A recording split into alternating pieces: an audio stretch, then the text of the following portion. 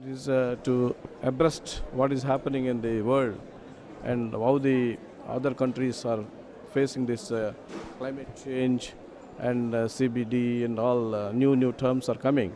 So I wanted to get myself updated, and also I wanted to know what is the new technologies, new interventions they have taken, because everywhere the same problem. So how they are coming up, coping up with the new trends and changes and all that. So tell us, uh, what is the most pressing biodiversity issue in the state of Andhra Pradesh that you come from?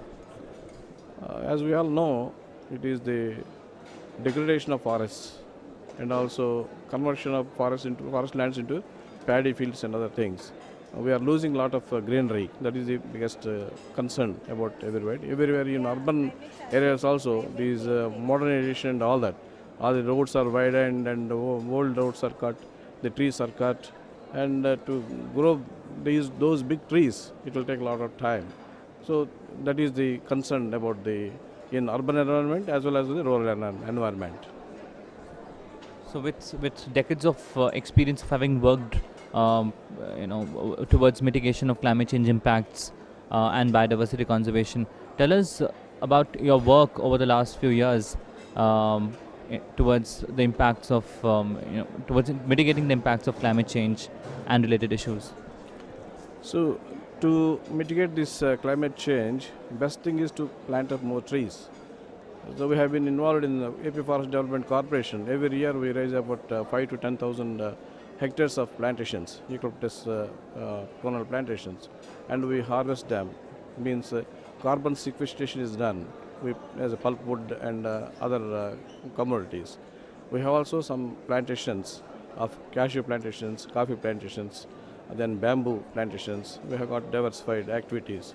And new activities, there is ecotourism is also there, wherein we cater to the needs of the local people and also involve the private partnership to develop the ecotourism projects.